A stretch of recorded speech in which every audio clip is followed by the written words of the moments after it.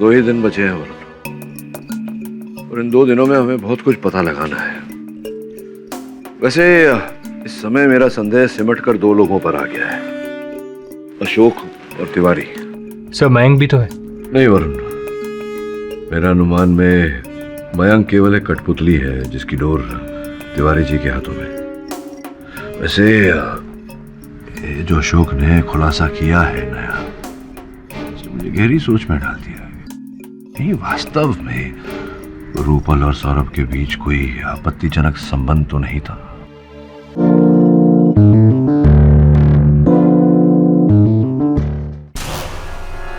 Hello, एक बुरी खबर है। वो सीडी किसी और के हाथ लग गई है। एक नया ब्लैकमेलर।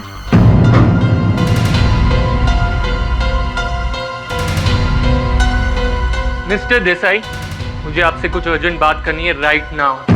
Call you back.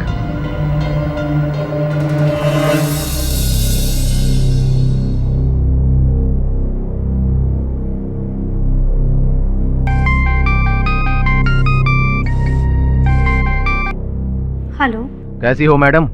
कौन? हर कोई मुझसे यही सवाल करता है और मैं सबको एक ही जवाब देता हूँ। नाम जानकर क्या करोगे मैडम? काम सुनो। वैसे तो आपकी चोरी के किस्से अदालत तक पहुँच चुकी है, लेकिन पूरी दुनिया के सामने नहीं। कौन हो तुम?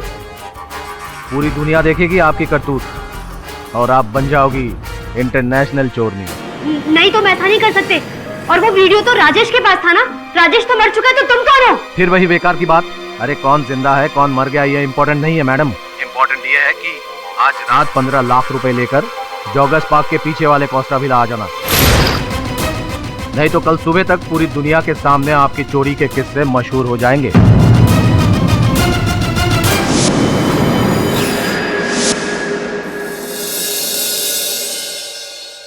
नया ब्लैकमेलर पीसीओ से फोन कर रहा था। कॉल ट्रेस हुआ क्या वरुण? जी हाँ सर। सर मुझे बहुत डर लग रहा है। तुम निश्चिंत रहो संजना, हो सकता है कोई यूं ही तुम्हें बेवकूफ बना रहा है, पैसे ऐंठने की कोशिश कर रहा है।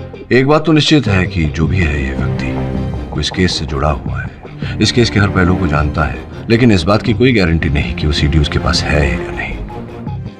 तो बुलाया है तो मिलने तो जाना पड़ेगा। जाएगा वरुण? Yes sir.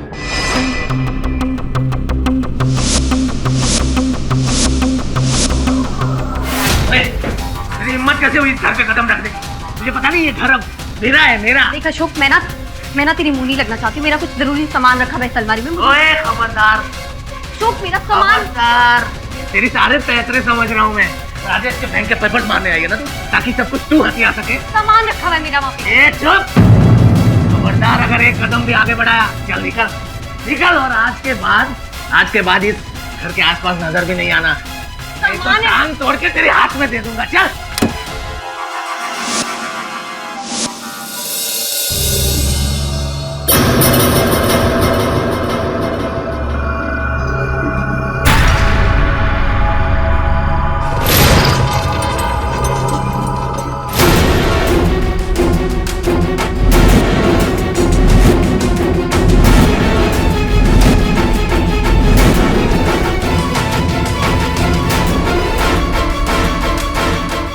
पैसे का? अरे वो मैडम पैसे, अरे वो मैडम पैसे।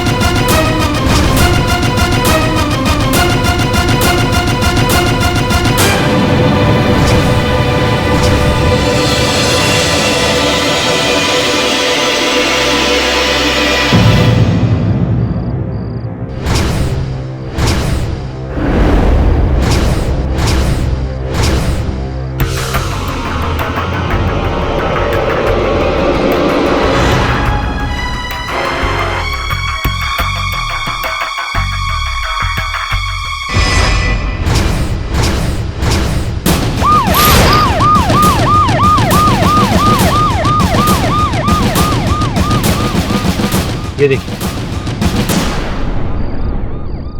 एक मर्डर केस सॉल्व हुआ है नहीं, दूसरी लाश गिर गई। लेकिन इंस्पेक्टर यादव, ये तो तय हो गया कि सौरभ आचार्य कातिल नहीं है, कोई और है। ये वाइन शॉप की पर्ची मिली। Sunshine wine shop. हवलदार जी साहब। पता करो ये पर्ची किसकी है, किसने वहां से शराब खरीदी है। अरे यार, क्या हुआ वहाँ?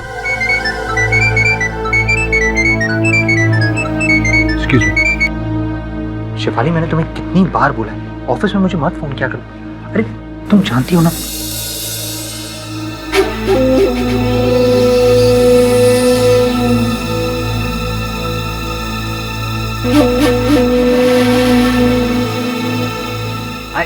आई लव यू यार। Okay bye. आप अभी तक गई नहीं? जब तक मुझे ब्लैकमेलर का पता नहीं चलेगा मुझे नींद नहीं आएगी। वरुण, क्या हुआ वहाँ पर? वो वरुण, क्या सुन रहा हूँ मैं? रूपल की हत्या हो गई? क्या? हाँ सर, मैं जब कौशबिला पहुंचा तो थैंक गॉड मैं घर नहीं गई। उस ब्लैकमेलर ने उसे मारा होगा। देखिए संजना जी, आप निश्चिंत रहिए। किसने किसको मारा ये तो तहकीकात के बाद ही पता चलेगा। आप जाइए, घर जाइए, और अगर आपको किसी ब्लैकमेलर का या कोई धमकी भरा फोन आता है तो मुझे सूचित कीजिए। जाइए आप।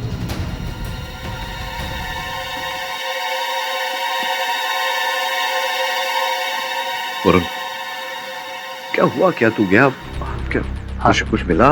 सर, एक वाइन शॉप की पर्ची मिली थी, मैंने इंस्पेक्टर यादव को दे दी। और फिर जब मैं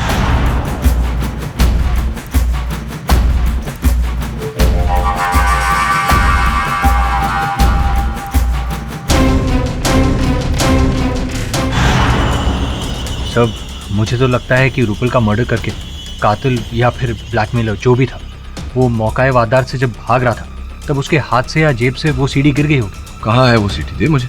सर, मेरे बैग में।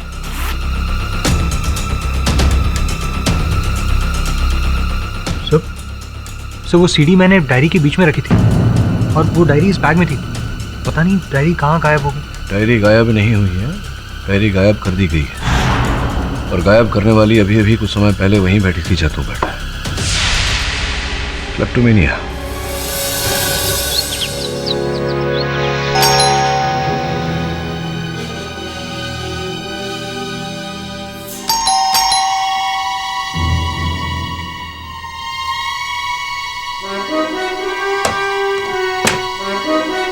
कौन? Good morning Sanjana ji.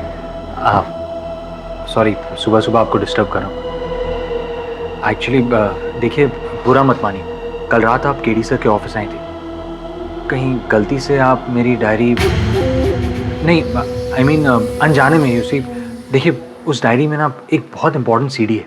नहीं मिस्टर पाठक के ऑफिस से मैंने कोई डायरी नहीं ली। Trust me. ओके।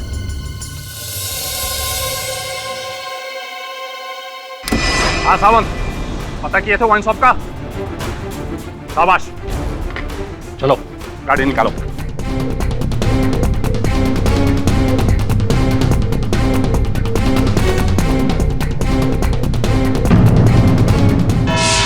नहीं सर, माँ कसम, मैं हत्यारा नहीं हूँ। इतना कबूल करता हूँ कि मैं रूपल जी को ब्लैकमेल कर रहा था। हाँ भाई, ब्लैकमेल कर रहे थे, हत्या आपने की, यही सब तो किया आपने। राजेश के साथ पहले से आप उसके धंधे में जुड़े हुए थे। जी नहीं पाठक जी, मैं तो दरअसल राजेश से मिलने जब मैं गोराई बीच पर पहुंचा तो वो मरा हुआ था, और उसके जेब से मुझे कुछ सीडी भी मिली। मुझे पता था 15,000 रुपए कमाने वाला मेरा भाई राजेश अमीर लोगों को ब्लैकमेल करके खुद इतना अमीर बना।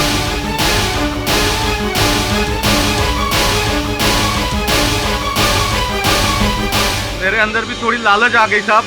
जैसा मैंने किसी का खून नहीं किया, और रूपल जी से मिलने जब मैं तय वक्त पर पहुंचा तो वो मरी पड़ी थी साहब। आप ही के साथ ऐसा क्यों होता है कि जब आप पहुंचते तो लाश वहां पहले से पड़ी होती है? खत्म नहीं हो रहा कुछ मुझे। और ये राजेश जी के मृत्यु के बाद तो उनकी पूरी धन संपत्ति, मकान इत्यादि सबके मालिक आप ही बन बैठे हैं। तो ये है आपकी हत्या का मकसद? आपने सोचा रोज अपने भाई से 200-400 रुपए क्या मांगने, एक ही बार में सफाया करके पूरी धन संपत्ति प्राप्त कर? क्यों? जी नहीं सर, सर मैंने अमीर बनने का सपना जरूर देखा था, पर मेरे भाई को मार कर नहीं। सर राजेश की जिस संपत्ति के बारे में आप बात कर रहे हैं, उस पर मुझसे ज्यादा किसी और की नजर थी। अच्छा, किसी और की? रियली? किसकी किसकी बताइए। कल रात को भी जबरदस्ती घर में घुसकर अपना हक जताने आई थी। वो सामने बैठी है मेरी भाई की प्रेमिका। कौन? मीरा?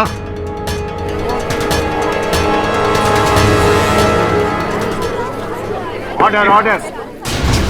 योर ऑनर, राजेश के घर में अपना कुछ सामान वापस लेने गई थी। अच्छा, कैसा कैसा सामान?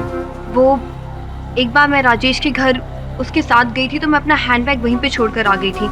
कल मैं उसके घर के सामने से गुजर रही थी तो मैंने सोचा कि अपना हैंडबैग वापस लेकर के आ जाती हूँ। बस इतनी छोटी सी बात पर ये बेवड़ा इतना भड़क गया और इतना बड़ा बवाल मचा दिया इसने। सर मुझे लगता है ना कि राजेश का खून इसी ने किया है, ताकि राजेश की सारी प्रॉपर्टी का अकेला हिस्सेदार बन जाएगी। अब जानती है मीरा जी, मेरे सहायक वरुण के द्वारा ऐसी जानकारी मुझे प्राप्त हुई है जिसके कारण एक नया उद्देश्य सामने आया है राजेश जी की हत्या का। आप किस सच्चाई की बात कर रहे हैं mister Pathak? Your honour, Meera ji कुछ समय पहले ही एक डॉक्टर के पास गई थी। डॉक्टर के पास गई थी? नहीं, डॉक्टर विमला अवस्थी। ऑनर, इस केस में डॉक्टर का क्या लेना देना? जायसवाल साहब, लेना देना ये है कि डॉक्टर विमला अवस्थी एक गायनाकोलॉजिस्ट है। मीरा जी उनके पास गर्भपात कराने गई थी। तो हुआ ये कि आप डॉक्टर विमला अवस्थी के पास, जो एक गायनाकोलॉजिस्ट हैं, उनके पास गई गर्भपात कराने, जिसका ये अर्थ होता है कि आपके पेट में बच्चा था।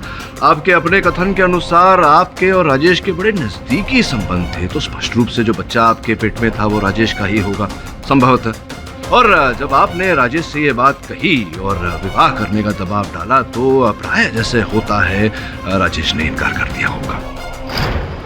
नहीं कर सकता इस वक्त शादी में। तुम इस बच्चे का क्या करूं राजेश?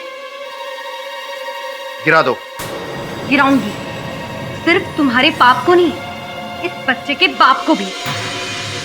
लेकिन मैंने राजेश का खून नहीं किया है। ये मैं मानता हूँ आपकी बात को मीरा जी, और पाठक साहब प्लीज आप मेरी बात मान लीजिए ना कि राजेश की जो हत्या हुई है वो सौरभ की गन से ही हुई है। मानते हैं ना आप मेरी बात? जहाँ तक योर ऑनर मीरा का पहुँचना नामुमकिन है, तो साफ है बात कि राजेश चक्रधर का खून सिर्फ और सिर्फ सौरभ आचार्य ने ही किया है। योर ऑनर, अभियोग पक्ष महोदय का बस चले तो ये रूपल जी की हत्या भी मेरे मुवक्किल के सर मढ़ दे। इनके पास कोई तथ्य नहीं है ये साबित करने का कि जेल में से सलाखों के पीछे से मेरे मुवक्किल अचानक मिस्टर इंडिया बनकर ओझल हो गए और रूपल की हत्या करने के पश्चात पुनः वापस लॉकअप में लौट आए। मैं मानता हूँ ना आपकी बात, मैं मानता हूँ रूपल का खून किसी और ने किया है, किसी और मकसद से किया है, और वो क्या है वो अभी साबित करूँ। लेकिन योर ऑनर, उसके लिए मुझे अशोक चक्रधर को यहाँ कटघरे में एक बार फिर बुलाना हो। अशोक चक्रधर जी, आपने ये तो बता दिया अदालत में कि आप रूपल जी को ब्लैकमेल कर रहे थे, लेकिन ये नहीं बताया आपने कि क्यों ब्लैकमेल। खैर आपकी गलती नहीं है, शायद पाठक साहब आपने पूछा नहीं कि कोई बात नहीं, मैं पूछ लूँ। बताइए क्यों ब्लैकमेल कर रहे थे आप रूपल जी को? वो सर एक्चुअली राजेश भाई की जेब से मुझे जो सीडी मिली थी उसमें रूपल जी का एक वीडियो था।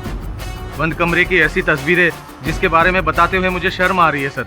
पर ये जो है ना सौरभ आचार्य, ये आपको इसके बारे में डिटेल में बता सकते हैं सर। क्यों? वो क्यों बता सकते हैं? क्योंकि उस सीडी में रूपल जी के साथ कोई और नहीं बल्कि यही थे। क्या क्या नाप इल्जाम लगा रहे हो तुम मुझ पर? मैं और रूपल के साथ, वो भी बंद कमरे में? अब सर मैंने वीडियो में जो देखा सर वही बोल रहा हूँ, एकदम एडल्ट सीन।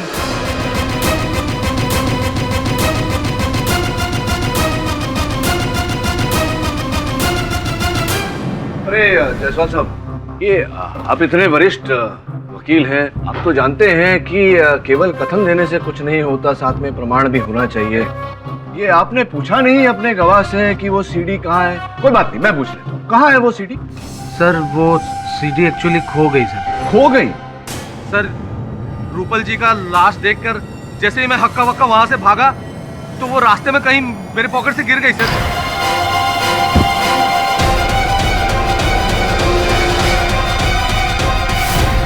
ऑनर, इनके जेब से वो सीडी गिर गई।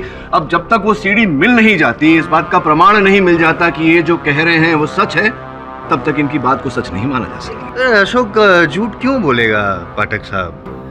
कोई कारण नहीं है इल्जाम लगाने का सौरभ आचार्य पे, योर ऑनर। पर ये जो बातचीत हो रही है उसमें असली कारण जो है खून का, वो सामने आ गया। असली मकसद, द मोटिव ऑफ मर्डर।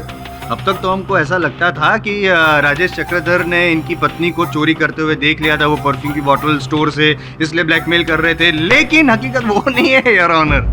हकीकत तो ये है इनके जो नाजायज संबंध अफेयर चल रहा था रूपल के साथ, उसके बारे में राजेश चक्रधर को पता चल गया था, इसलिए वो ब्लैकमेल कर रहे थे। वो मोटी रकम मांगी होगी, 10 लाख शायद। गुस्सा आ रहा है अभी, देखो जैसा गुस्सा आ रहा है, उस वक्त और भी गुस्सा आया होगा, और इस गुस्से की वजह से मौत की नींद सुला दी राजेश चक्रधर को। और योर ऑनर, जहाँ तक इनके जो संबंध थे रूपल जी का, उनके दोनों के नाजायज संबंध का सवाल है, तो मैं यूं ही नहीं कह रहा हूँ। जिस न्यूज़ चैनल में दोनों काम करते थे, उस न्यूज़ चैनल के कुछ कलीग्स भी आए हुए हैं। और सबसे बड़ी बात, खबरदार न्यूज़ चैनल के ओनर सिद्धार्थ देसाई जी फिलहाल हमारे साथ मौजूद है और कोई गर्मा-गर्म खबर देना चाहते हैं, ब्रेकिंग न्यूज़। योर ऑनर, अगर आपकी परमिशन हो तो यहाँ बुलाओ। Permission granted. Your honour, Saurabh और रूपल मेरी चैनल के बड़े ही होनहार रिपोर्टर थे, लेकिन अब काम के अलावा उनके बीच में क्या रिलेशन थे मुझे नहीं पता, ना तो कभी मैंने उसकी जासूसी की है। लेकिन जब भी सौरभ की कैबिन में जाओ, अधिकतर वहाँ पे रूपल भी होती थी।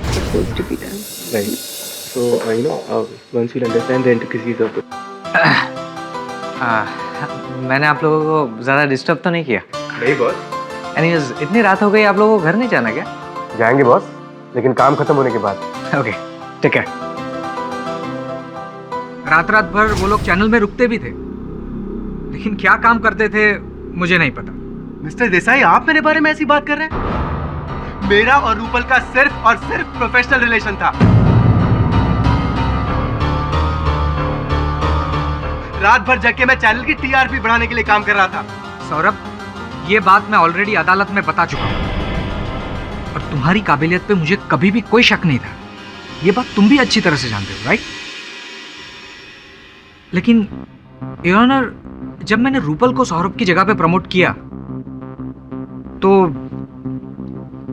मयंक ये काफी मुझसे खफा थे। यहां तक कि मेरी कैबिन में भी आए और मुझसे झगड़ने लगे। मिस्टर देसाई, मुझे आपसे कुछ अर्जेंट बात करनी है right now. Call you back. इतने गुस्से में क्यों बात कर रहे हो? लेकिन तो क्या करूं, आपके चैनल का सबसे पुराना रिपोर्टर हूं मैं। सोचा था सौरभ के मर्डर केस में फंसने के बाद मेरे लिए गोल्डन चांस था, पर नहीं, वो चांस आपने रूपल को दिया, जो एक वक्त मेरी असिस्टेंट हुआ करती थी, उसे सीधा मेरा सीनियर बना दिया। ये मैं बिल्कुल सहन नहीं करूंगा मिस्टर देसाई। जिस तरह सौरभ की करियर क्या लाइफ बर्बाद हुई है ना, उसी तरह मैं रूपल की लाइफ भी बर्बाद करके रहूंगा। ऐसा मजा छकाऊंगा उसे कि इस जन्म क्या, अगले जन्म तक याद रखेगी। रूपल जी को मजा चखाने वाले भद्र पुरुष आप ही हैं मयंक जी। नहीं मिस्टर भट्ट, उस वक्त मैं काफी गुस्से में था, इसलिए ऐसा बोल गया। मेरा कुछ ऐसा इरादा नहीं था। अगर आपके सामने आपके जूनियर को प्रमोशन मिल जाए और आप वहीं के वहीं चिपके रहे, तो थोड़ा तो बुरा लगता है। पर थैंक गॉड, मिस्टर देसाई को रेजिग्नेशन सौंपते ही मुझे एक ओवरसीज चैनल में चीफ न्यूज रिपोर्टर का जॉब मिल गया।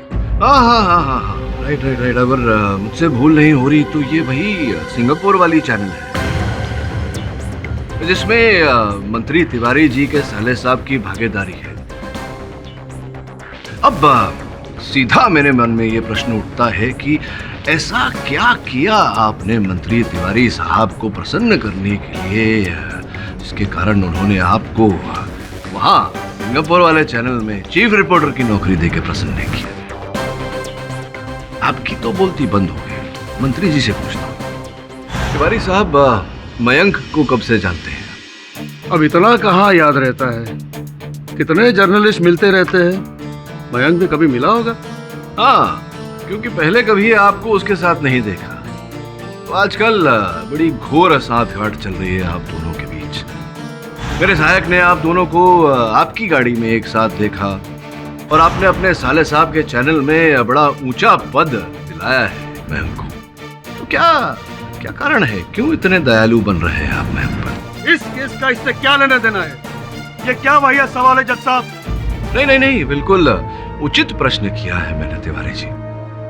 योर ऑनर, पिछले महीने ही एक राष्ट्रीय चैनल पर तिवारी साहब ने सौरभ आचार्य से प्रतिशोध लेने की बात की। उसके 2 दिन बाद ही राजेश की हत्या हो गई। तो पूरी तरह से संभव है योर ऑनर कि यह पूरी योजना तिवारी साहब ने रची हो, मयंक की सहायता लेकर। मयंक से पहले सौरभ जी के बारे में पूरी जानकारी प्राप्त की हो और फिर एक षड्यंत्र के तहत इनकी गाड़ी से गन निकालकर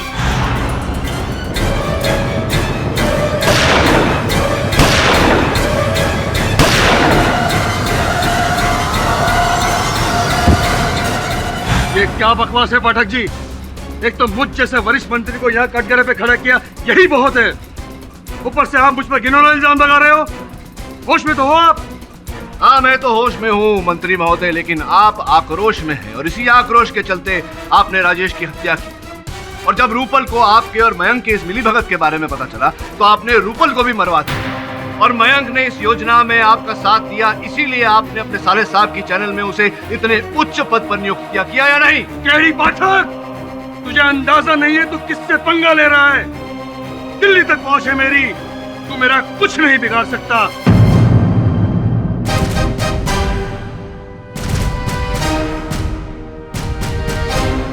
ये जो मुझ पर इल्जाम लगा रहा है ना, तुझे तेरी औकात दिखा कर ही रहूंगा मैं। तेरा वकालतनामा रद्द नहीं करवा दिया तो मेरा नाम भी सदानंद तिवारी नहीं। योर ऑनर, मिस्टर तिवारी, आप प्लीज शांत हो जाइए। जनता के प्रतिनिधि होकर इस तरह का अभद्र व्यवहार आपको शोभा नहीं देता। यह अदालत तब तक किसी को भी गुनहगार नहीं मानती जब तक आरोप पूरी तरह साबित नहीं हो जाता।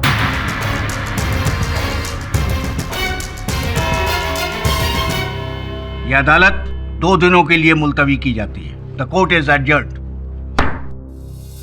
2 ही दिन बचे हैं वरुण, और इन 2 दिनों में हमें बहुत कुछ पता लगाना है। वैसे इस समय मेरा संदेह सिमट कर 2 लोगों पर आ गया है, अशोक और तिवारी। सर, मयंक भी तो है। नहीं वरुण, मेरा अनुमान में मयंक केवल एक कठपुतली है जिसकी डोर तिवारी जी के हाथों में। वैसे ये जो अशोक ने खुलासा किया है नया, मुझे गहरी सोच में डाल दिया है। नहीं, वास्तव में रूपल और सौरभ के बीच कोई आपत्तिजनक संबंध तो नहीं था, जिसके कारण पहले राजेश सौरभ को ब्लैकमेल कर रहा था और फिर अशोक रूपल को। सर, अगर सौरभ हमसे एक बार झूठ बोल सकता है तो 2 बार क्यों नहीं? काश वो सीडी गुम नहीं हुई होती तो आज इस रात से पर्दा उठ चुका होता कि अशोक कितना सच बोल रहा है। झूठ बोल रहा है वो। सौरभ मुझे धोखा नहीं दे सकते। उस दिन अदालत में जब उन पर वो गंदा इल्जाम लगाया जा रहा था, तब मुझे रियलाइज हुआ कि मुझसे कितनी बड़ी गलती हो गई। वरुण, मैंने तुमसे झूठ बोला था। उस रात तुम्हारी डायरी मैंने चुराई थी जिसमें तुमने वो सीडी रखी थी। तो फिर आपने मुझे बताया क्यों नहीं? क्योंकि घर जाते वक्त वो बैग मुझसे ऑटो में छूट गया। इतनी मुश्किल से एक सबूत मिला था, उससे मैं अपने हस्बैंड को बेगुनाह साबित कर सकती थी, लेकिन मैंने वो भी खो दिया। बैठिए।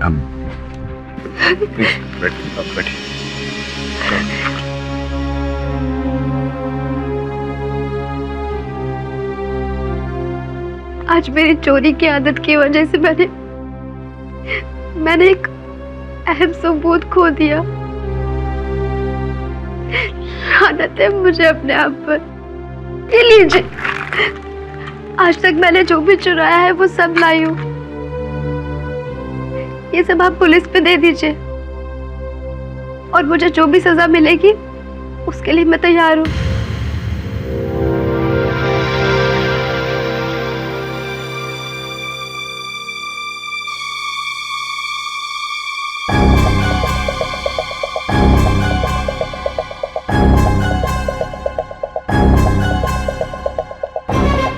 मुझे लग रहा है कि ये घड़ी मैंने रूपल के हाथ में देखी थी।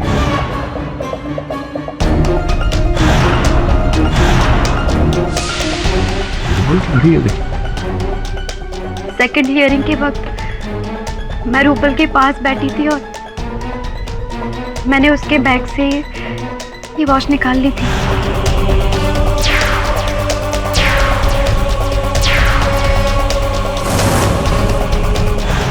अब वो तो इस दुनिया में नहीं रहे, लेकिन प्लीज मिस्टर पाठक, ये वॉच आप उसके घर वालों तक पहुंचा देना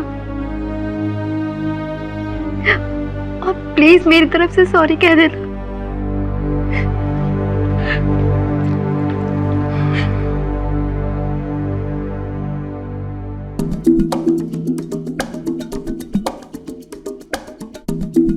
और इस घड़ी के पीछे एस लिखा हुआ है।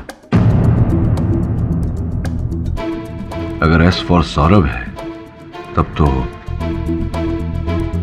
इस घड़ी के सीरियल नंबर से पता लगा कि ये कौन सी दुकान से बिकी थी और इसे किसने खरीदी थी। जी सर। नहीं मिस्टर पाठक, मैं और रूपल सिर्फ एक प्रोफेशनल कलीग थे। हाँ, लेकिन जब उसे मालूम पड़ा कि मैं खबरदार न्यूज़ चैनल छोड़कर एक नया न्यूज़ चैनल ज्वाइन करने वाला हूँ, तो वो मेरे साथ ज़्यादा टाइम स्पेंड करने लगी, क्योंकि वो मुझसे मीडिया की बारीकियाँ सीखना चाहती थी। वो जानती थी कि मुझसे ज़्यादा और कोई भी इस फील्ड में इतना एक्सपीरियंस नहीं है। लेकिन क्यों छोड़ रहे थे आप खबरदार न्यूज़ चैनल? सर, एक्चुअली एक राइवल चैनल ने मुझे डबल पैकेज और अपनी कंपनी में पार्टनरशिप ऑफर की थी। अब आप ही बताइए, इतना ल्यूक्रेटिव ऑफर मैं कैसे छोड़ सकता था? काम तो आपने दिलवा दिया तिवारी जी, पर अब ज्वाइन कैसे करोगे? वो केडी पाठक ने कोर्ट से ऑर्डर लेकर मेरे बाहर जाने पर रोक लगा दी। अब जब तक इस केस का फैसला नहीं हो जाता, मैं सिंगापुर नहीं जा सकता। जाएगा बच्चा, तो जरूर जाएगा सिंगापुर, पर ये केडी पाठक तेरा कुछ नहीं बिगाड़ सकता। उसकी तो मैंने कानून मंत्री से शिकायत कर दी है। लाइसेंस जब्त होके ही रहेगा उसका। सजा उसी को मिलेगी जिसे हम चाहेंगे, और सजा भी ऐसी वैसी नहीं, सजाए मौत।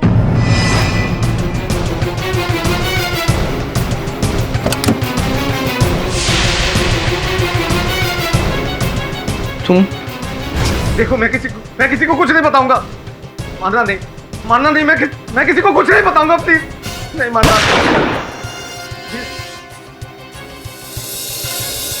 सर, अशोक मरा तो नहीं, लेकिन बहुत बुरी तरह घायल हो गया, कोमा में। प्रश्न ये उठता है कि जानलेवा हमला किसने किया उसमें, और उससे भी महत्वपूर्ण क्यों किया? पुलिस क्या कहती है इस बारे में? पुलिस का कहना है कि उन्हें कोई सुराग नहीं मिला, लेकिन मैं आपके लिए बैलिस्टिक रिपोर्ट की कॉपी लेकर आया।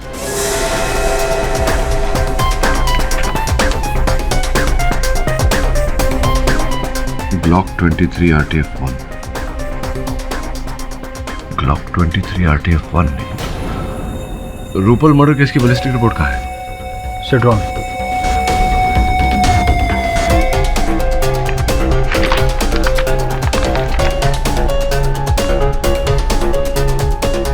Glock 23 RTF-1। तुम्हें पूरा विश्वास है कि वो कागजात तुम्हारे घर पर ही? हाँ मिस्टर पाठक, जहाँ तक मुझे याद है मैंने उन पेपर्स को बेडरूम के ड्रॉर में ही रखा था।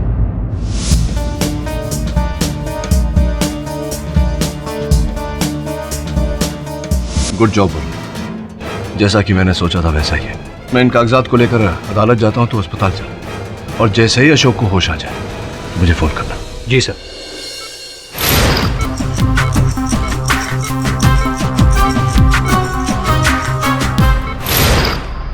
मेरे हाथ में कुछ बैलिस्टिक रिपोर्ट्स हैं। प्रथम रिपोर्ट उन गोलियों की है जिनके कारण रूपल की हत्या हुई। इस रिपोर्ट से स्पष्ट होता है कि वो गोलियां ग्लॉक 23 RTF-1 नामक बंदूक से चलाई गई थी। द्वितीय रिपोर्ट योर ऑनर उन गोलियों की है जिससे अशोक पर हमला किया गया। इस रिपोर्ट से स्पष्ट होता है कि वो गोलियां भी ग्लॉक 23 RTF-1 से चलाई गई। तृतीय रिपोर्ट योर ऑनर उन गोलियों की जिससे राजेश को मारा गया। फर्क केवल इतना है योर ऑनर कि वो बंदूक ग्लॉक 23 RTF-1 का नया प्रतिरूप है, ग्लॉक 23 RTF-2। पाठक साहब, क्या नॉलेज है आपके पास गन की? क्या बात करूं? बात करिए ना, क्यों नहीं बात तो करिए? आप अभी फिलहाल उसकी बात मत कीजिए। क्या लगा रखा है? आरटीएफ, बीटीएफ, रेंज 1, रेंज 2, नया पुराना, क्या है योर ऑनर? Time waste. ये सब गन का नॉलेज यहाँ पे अदालत में देखिए क्या साबित करना चाहते हैं? क्या रिश्ता क्या है?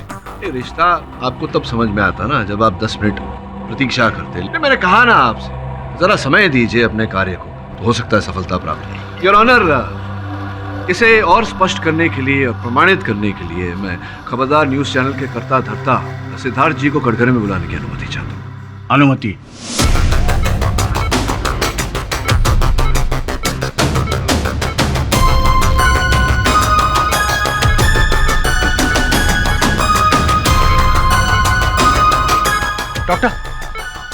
डॉक्टर देसाई साहब, बताइए अदालत को कृपया कि सौरभ को अपनी आत्मरक्षा के लिए वो गन आप ही ने दी थी।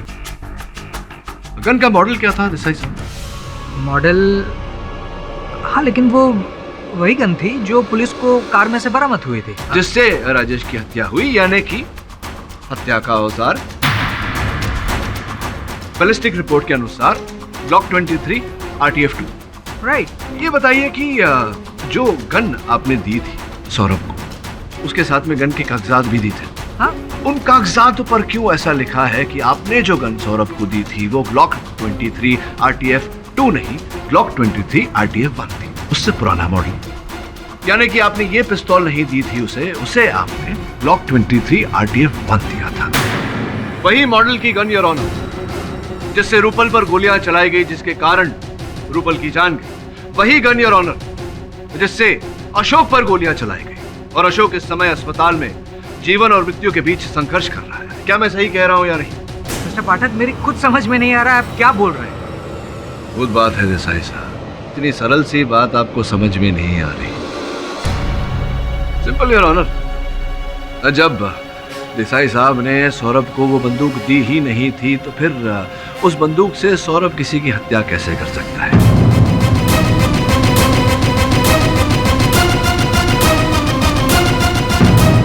प्रश्न यहाँ ये उठता है कि उस बंदूक से हत्या किसने की और उस बंदूक को कब बदला गया? योर ऑनर, स्पष्ट है कि ग्लॉक 23 RTF 2 से, यानी कि इस बंदूक से, नए मॉडल से राजेश को मारा गया और फिर वो बंदूक इनके गाड़ी में पड़ी हुई बंदूक से बदली गई। किसने बदली? देसाई साहब।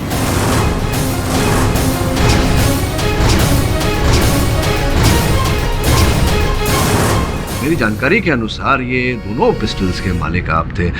2009 में आपने ब्लॉक 23 RTF 1 खरीदा और उसके 4 साल बाद जब उसका नया मॉडल आया RTF 2, तब आपने बाजार से वो भी खरीदा।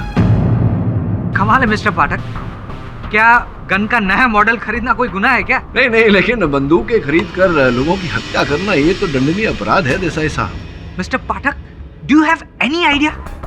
मैं इतनी बड़ी चैनल चलाता हूँ, सोसाइटी में, मीडिया में मेरी एक इमेज है, और आप ये कह रहे हैं कि ये सारे कत्ल, ये सारे मर्डर्स मैंने किए हैं?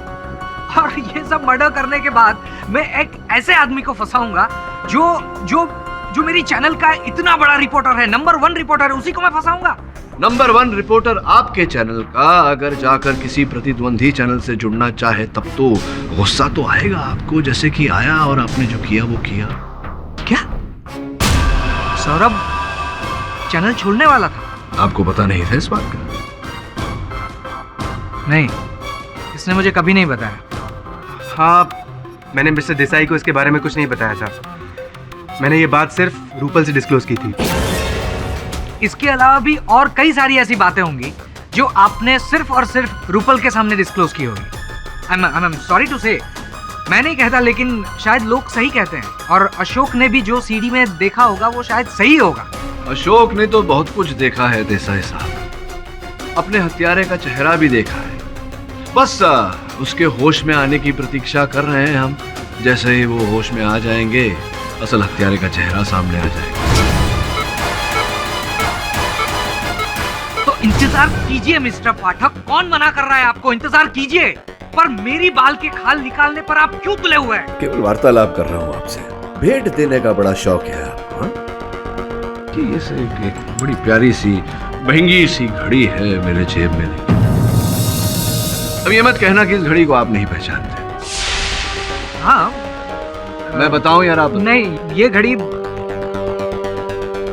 मैंने रूपल को दी थी। अब आप कहेंगे कि मेरा और रूपल का कोई चक्कर था, right?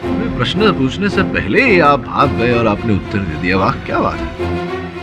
Mister KD Pathak, for your kind information, हाँ मैंने रूपल को ये घड़ी दी थी क्योंकि उसने एक बहुत अच्छी योर ऑनर एक डॉक्यूमेंट्री बनाई थी, उसके लिए मैंने उसको ये घड़ी दी थी। Mister Pathak, that was a gift. ये तो समय बताएगा। ये बताइए आप कि इस घड़ी के अतिरिक्त आपने और भी भेंट दिए थे, रूपल को दिए थे।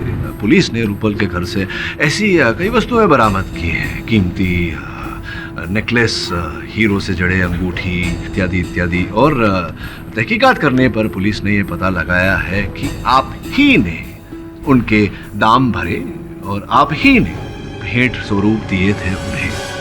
Mister Pathak, stop it please. Your honour, मैं शादीशुदा इंसान हूँ।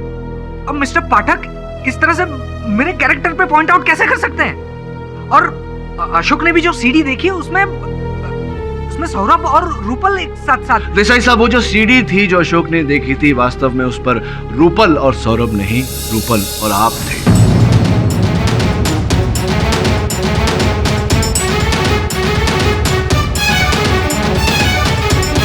राजेश आपको ब्लैकमेल कर रहा था, आपसे लाखों रुपए ऐंठ रहा था। ओ सिद्धार्थ बाबू आ गए, क्या बात है। चल अब जल्दी से सीढ़ी निकाल। अरे नहीं सिद्धार्थ बाबू, इतनी जल्दी कैसे दे सकता हूँ? वो सीढ़ी तो मेरे लिए सोने के अंडे देने वाली मुर्गी है। लेकिन तू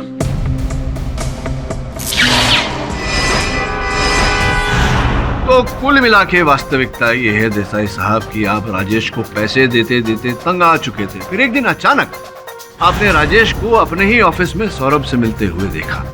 आप समझ गए कि राजेश सौरभ को भी ब्लैकमेल कर रहा है। तभी आपके मन में ये योजना उत्पन्न हुई। इसी कारण से आपने वो गन सौरभ को दी, इनकी आत्मसुरक्षा के लिए नहीं, बल्कि अपनी योजना को, अपनी साजिश को अंजाम देने के लिए।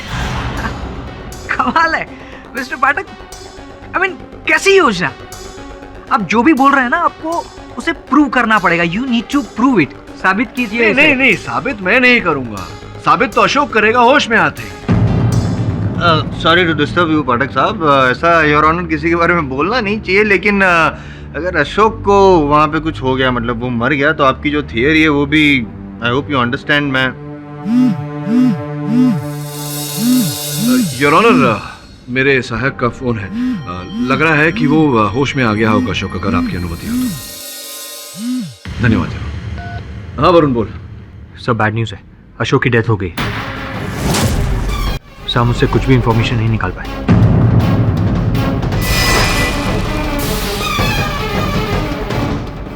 अच्छा, क्या बात है? That's good news Varun. होश आ गया अशोक को?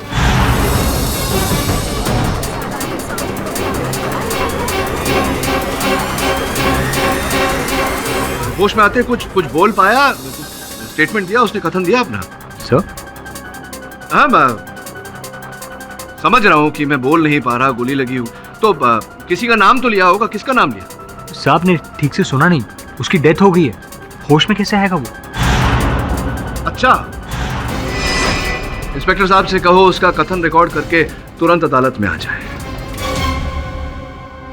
हाँ तो देसाई साहब, सुलझ गई सारी उलझन। अब जैसा कि आपने कहा था, थोड़ी प्रतीक्षा कर लेते हैं। ज्यादा दूर तो है नहीं अस्पताल, इंस्पेक्टर साहब आते ही होंगे, या थोड़ा बहुत समय अदालत का बचाना चाहेंगे। क्या करना चाहेंगे? राजेश और रूपल दोनों का मर्डर मैंने किया है।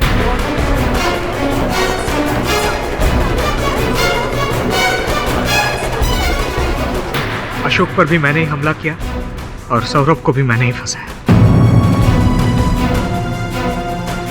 जब मुझे पता चला कि सौरभ राजेश से मिलने जाने वाला है, मुझे किसी भी कीमत पर वो सीढ़ी चाहिए। तुम्हें जितने पैसे चाहिए उतने पैसे बोलो, लेकिन मुझे आज के आज ये केस रफा दफा करना है, ठीक है? फिर तो पूरा एक खोखा लगेगा साहब। क्या? और अगर आज के आज वो सीढ़ी चाहिए तो आज रात 10 बजे गोराई बीच पे मिलो। नहीं 10 बजे नहीं, थोड़ा जल्दी मिलो। क्योंकि आज रात 10 बजे मैंने तुम्हारे ही ऑफिस के एक क्लाइंट को टाइम दिया। ठीक है, करीबन 9:45 बजे मैं वहां पे पहुंच गया। मैं वहां पे सिर्फ बंदूक और खाली बैग लेके गया था, क्योंकि पैसे तो मुझे उसे देने नहीं थे। मैंने जाने के साथ ही उस पर अटैक कर दिया।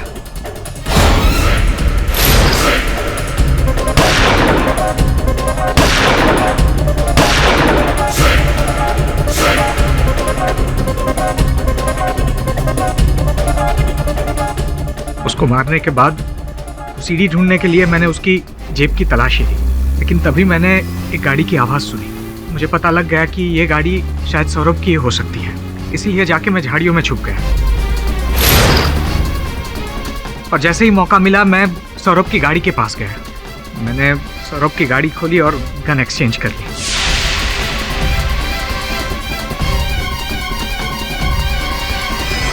सब कुछ मैं जैसा चाह रहा था वैसे ही हो रहा था।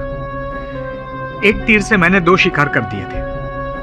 जो आदमी मुझे ब्लैकमेल कर रहा था मैंने उसको भी मार डाला था, और सौरभ, हालांकि सौरभ ने मुझे बताया नहीं था कि वो चैनल छोड़ के जाने वाला है, लेकिन मुझे पता लग गया था, इसलिए मैंने उसे भी फंसा दिया।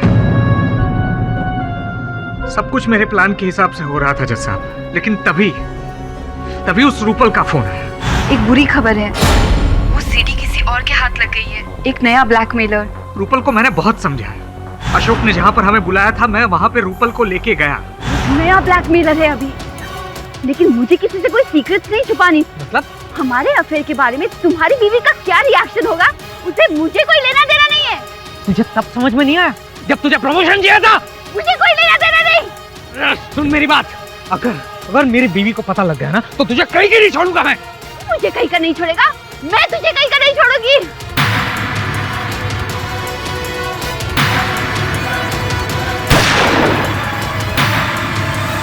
रूपल का मर्डर करने के बाद मैं वहां से भाग सकता था, लेकिन मैं भागा नहीं, क्योंकि मैं जानना चाहता था कि वो ब्लैकमेलर है कौन। और तभी नकाब पहन के वहां पे अशोक आया।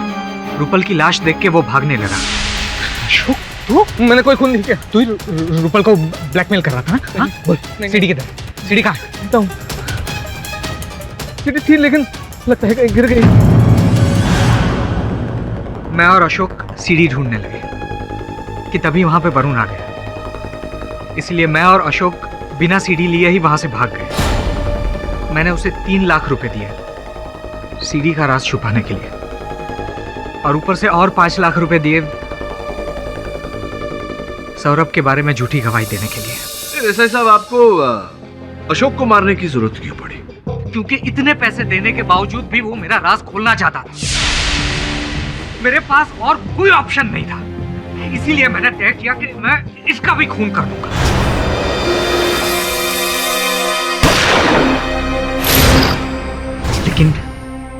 लेकिन वो बच गया।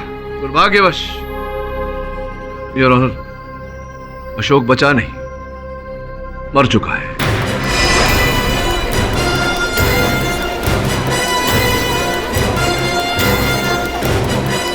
आपने एक नहीं 3 खून किए हैं देसाई साहब। अभी तो आपने कहा कि वो मरा नहीं, बच गया है, और उसका स्टेटमेंट। देसाई साहब, कभी कभी सीधी उंगली से घी ना निकले, थोड़ी टेढ़ी कर लेनी चाहिए। Defence rest. सभी पक्षों और गवाहों को सुनने के बाद यह अदालत सौरभ आचार्य को इस केस से बाइज्जत बरी करती है और सिद्धार्थ देसाई को इन तमाम हत्याओं के जुर्म में फौरन हिरासत में लेने का हुक्म देती है। The case is closed. ना, इस समय मैं आपसे कुछ कहना चाहता हूँ। सुना है कि आप छुट्टी पर जा रहे हैं। थक गया। क्या बात है। ऑल द बेस्ट आपके सफर के लिए। आप जाकर वहाँ ताज़ी हवा में सांस लीजिए, और आपके यहाँ ना होने से जो ताज़ी हवा यहाँ उत्पन्न होगी हम उसमें सांस लेंगे। क्यों?